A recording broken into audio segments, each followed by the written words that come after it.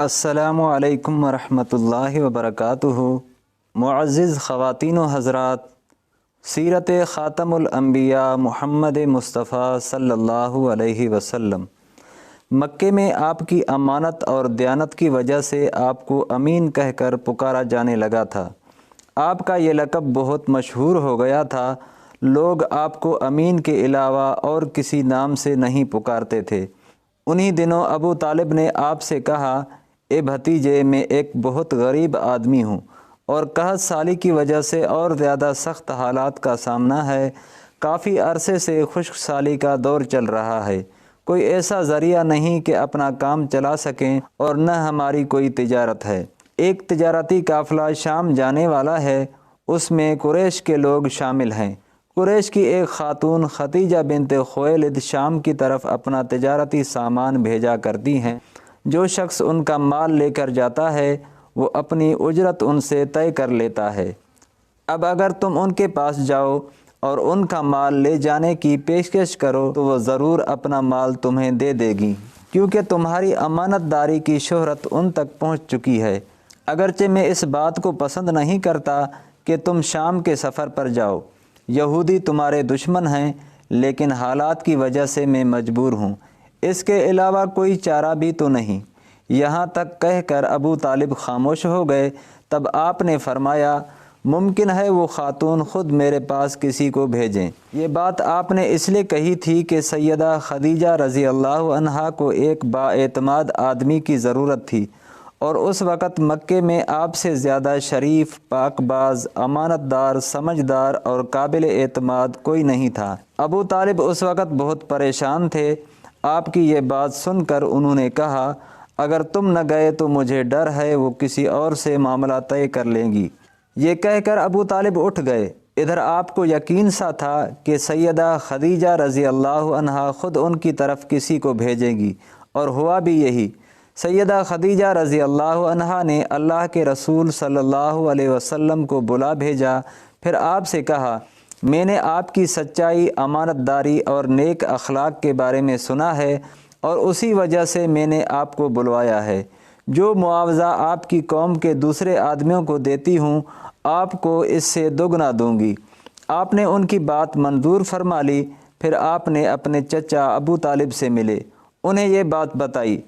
ابو طالب سن کر بولے، یہ روزی تمہارے لیے اللہ نے پیدا فرمائی ہے۔ اس کے بعد آپ صلی اللہ علیہ وسلم سیدہ خدیجہ رضی اللہ عنہا کا سامان تجارت لے کر شام کی طرف روانہ ہوئے۔ سیدہ خدیجہ رضی اللہ عنہا کے غلام میسرہ بھی آپ صلی اللہ علیہ وسلم کے ساتھ تھے۔ روانگی کے وقت حضرت خدیجہ رضی اللہ تعالی عنہا نے میسرہ سے کہا، کسی معاملے میں ان کی نافرمانی نہ کرنا، جو یہ کہیں وہی کرنا، ان کی رائے سے اختلاف نہ کرنا۔ آپ صلی اللہ علیہ وسلم کے سب چچاؤں نے قافلے والوں سے آپ کی خبر گیری رکھنے کی درخواست کی۔ اس کی وجہ یہ بھی تھی کہ ذمہ داری کے لحاظ سے یہ آپ صلی اللہ علیہ وسلم کا پہلا تجارتی سفر تھا۔ گویا آپ صلی اللہ علیہ وسلم اس کام میں بالکل نئے تھے۔ ادھر آپ روانہ ہوئے، ادھر آپ صلی اللہ علیہ وسلم کا معجزہ شروع ہو گیا۔ ایک بدلی نے آپ صلی اللہ علیہ وسلم کے اوپر سایہ کر لیا۔ آپ صلی اللہ علیہ وسلم کے ساتھ ساتھ چلنے لگی۔ جب آپ صلی اللہ علیہ وسلم شام پہنچے تو بصرہ کے شہر کے بازار میں ایک درخت کے سائے میں اترے۔ یہ درخت ایک عیسائی راہب نستوار کی خانقاہ کے سامنے تھا۔ اس راہب نے میسرہ کو دیکھا تو خانقاہ سے نکل آیا۔ اس وقت اس نے آپ صلی اللہ علیہ وسلم کو دیکھا۔ آپ صلی اللہ علیہ وسلم درخت کے نیچے ٹھہرے ہوئے تھے۔ اس نے میسرہ سے پوچھا، یہ شخص کون ہے جو اس درخت کے نیچے موجود ہے؟ میسرہ نے کہا، یہ ایک قریشی شخص ہے، حرم والوں میں سے ہے۔ یہ سن کر راہب نے کہا، اس درخت کے نیچے نبی کے سوا کوئی آدمی نہیں بیٹھا۔ مطلب یہ تھا کہ اس درخت کے نیچے آج تک کوئی شخص نہیں بیٹھا۔ اللہ تعالیٰ نے اس درخت کو ہمیشہ اس سے بچایا ہے کہ اس کے نیچے نبی کے سوا دوسرا شخص بیٹھے۔ اس کے بعد اس نے میسرہ سے پوچھا، کیا ان کی آنکھوں میں سرخی ہے؟ میسرہ نے جواب دیا، ہاں بالکل ہے، اور یہ سرخی ان کی آنکھوں میں مستقل رہتی ہے۔ اب نستوار نے کہا، یہ وہی ہیں۔ میسرہ حیران ہو کر اس کی طرف دیکھا اور بولے کیا مطلب؟ یہ وہی ہیں؟ کون وہی؟ یہ آخری پیغمبر ہیں، کاش میں وہ زمانہ پا سکتا جب انہیں ظہور کا حکم ملے گا، یعنی جب انہیں نبوت ملے گی۔ اس کے بعد وہ چھپکے سے آپ صلی اللہ علیہ وسلم کے پاس پہنچا۔ پہلے تو اس نے آپ صلی اللہ علیہ وسلم کے سر کو بوسہ دیا، پھر آپ صلی اللہ علیہ وسلم کے قدموں کو بوسہ دیا اور بولا، میں آپ صلی اللہ علیہ وسلم پر ایمان لاتا ہوں اور گواہی دیتا ہوں کہ آپ صلی اللہ علیہ وسلم وہی ہیں جن کا ذکر اللہ تعالیٰ نے تورات میں فرمایا ہے۔ اس کے بعد نستوار نے کہا، اے محمد صلی اللہ علیہ وسلم، میں نے آپ صلی اللہ علیہ وسلم میں وہ تمام نشانیاں دیکھ لی ہیں جو پرانی کتابوں میں آپ صلی اللہ علیہ وسلم کی نبوت کی علامتوں کے طور پر درج ہیں، صرف ایک نشانی باقی ہے، اس لیے آپ صلی اللہ علیہ وسلم ذرا اپنے کندھے سے کپڑا ہٹائیں۔ آپ صلی اللہ علیہ وسلم نے اپنے شانہ مبارک سے کپڑا ہٹا دیا، تب نستوار نے وہاں مہر نبوت کو جگمگاتے دیکھا۔ وہ فوراً مہر نبوت کو چومنے کے لیے جھک گیا، پھر بولا، میں گواہی دیتا ہوں کہ اللہ تعالیٰ کے سوا کوئی عبادت کے لائق نہیں، اور میں گواہی دیتا ہوں کہ آپ صلی اللہ علیہ وسلم اللہ تعالیٰ کے پیغمبر ہیں۔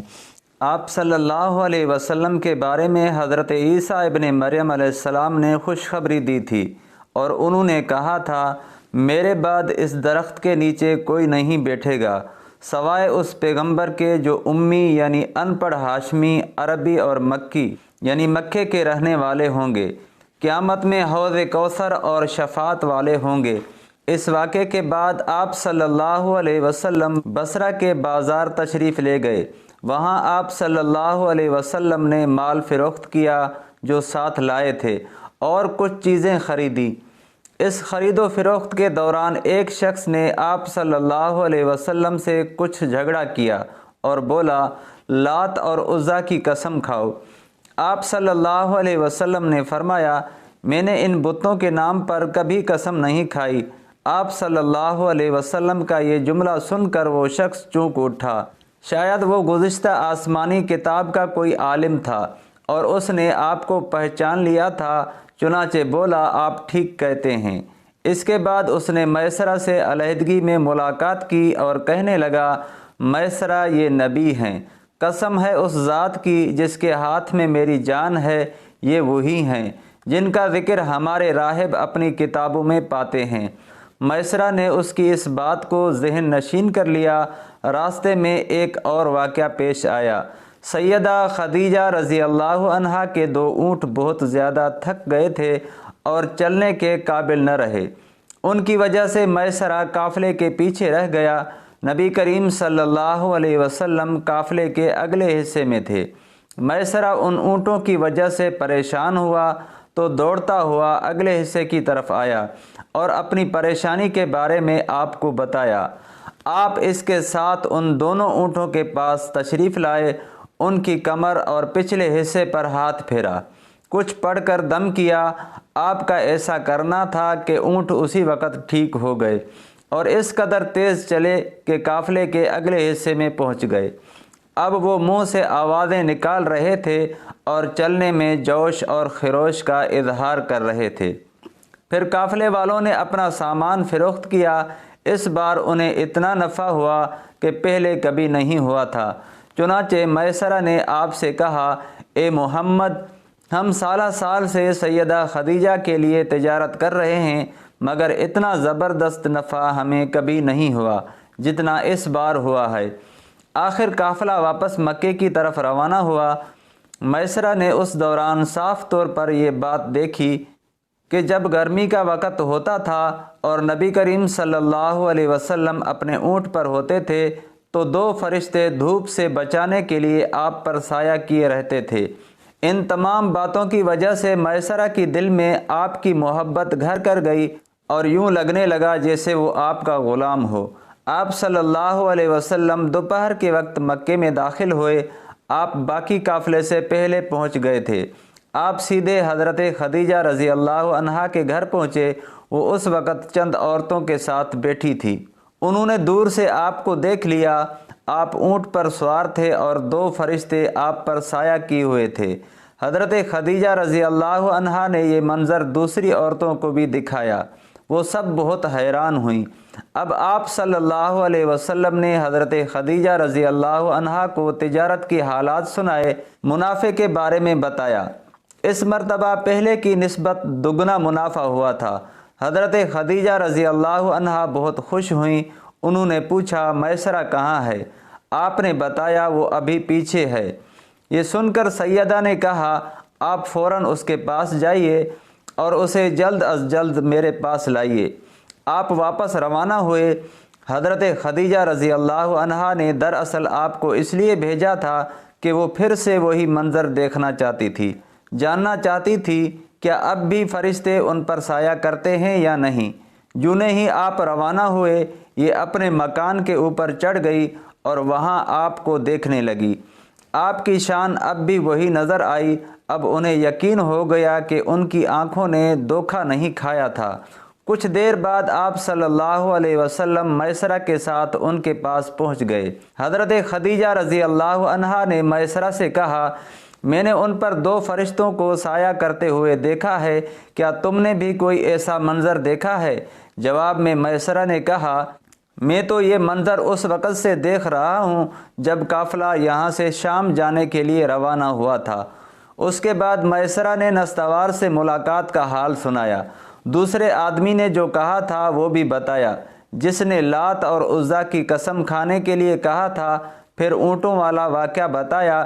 یہ تمام باتیں سننے کے بعد سیدہ خدیجہ رضی اللہ عنہا نے آپ کو طے شدہ اجرت سے دگنا دی، جبکہ طے شدہ اجرت پہلے ہی دوسرے لوگوں کی نسبت دگنا تھی۔ ان تمام باتوں سے سیدہ خدیجہ رضی اللہ عنہا بہت حیران ہوئیں۔ اب وہ اپنے چچا زاد بھائی ورقہ بن نوفل سے ملی۔ یہ پچھلی کتابوں کے عالم تھے۔ سیدہ خدیجہ رضی اللہ عنہا نے انہیں جو کچھ خود دیکھا اور میسرہ کی زبانی سنا تھا وہ سب کہہ سنایا۔ ورقہ بن نوفل اس وقت عیسائی مذہب سے تعلق رکھتے تھے، اس سے پہلے وہ یہودی تھے۔ سیدہ خدیجہ رضی اللہ عنہا کی تمام باتیں سن کر ورقہ بن نوفل نے کہا، خدیجہ اگر یہ باتیں سچ ہیں تو سمجھ لو محمد اس امت کے نبی ہیں، دنیا کو انہی کا انتظار تھا، یہی ان کا زمانہ ہے۔ یہاں یہ بات بھی واضح ہو جائے گی کہ نبی کریم صلی اللہ علیہ وسلم نے سیدہ خدیجہ رضی اللہ عنہا کے لیے تجارتی سفر صرف ایک بار ہی نہیں کیا، چند سفر اور بھی کیے۔ سیدہ خدیجہ رضی اللہ عنہا ایک شریف اور پاک باز خاتون تھی، نسب کے اعتبار سے بھی قریش میں سب سے اعلیٰ تھی۔ انہیں قریش کی سیدہ کہا جاتا تھا۔ قوم کے بہت سے لوگ ان سے نکاح کے خواہش مند تھے۔ کئی نوجوان کے پیغام ان تک پہنچ چکے تھے، لیکن انہوں نے کسی کے پیغام کو قبول نہیں کیا تھا۔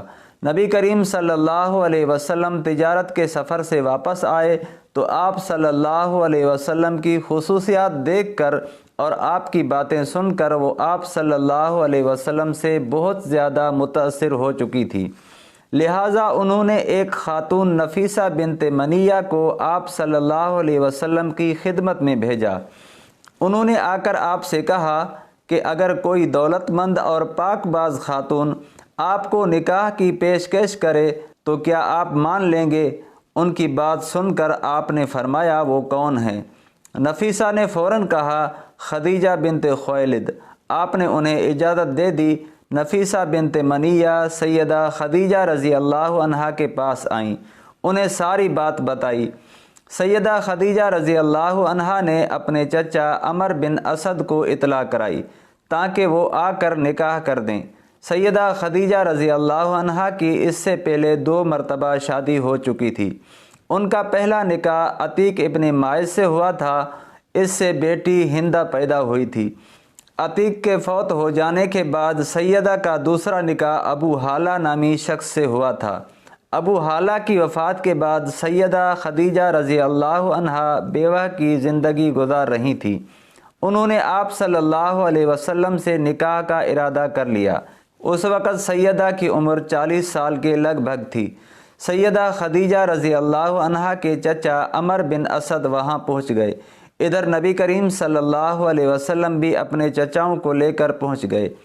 نکاح کس نے پڑھایا، اس بارے میں روایات مختلف ہیں۔ ایک روایت یہ ہے کہ یہ نکاح چچا ابو طالب نے پڑھایا تھا۔ مہر کی رقم کے بارے میں بھی روایات مختلف ہیں۔ ایک روایت یہ ہے کہ مہر کی رقم 12 اوقیہ کے قریب تھی۔ دوسری روایت یہ ہے کہ آپ نے مہر میں 20 جوان اونٹنیاں دیں۔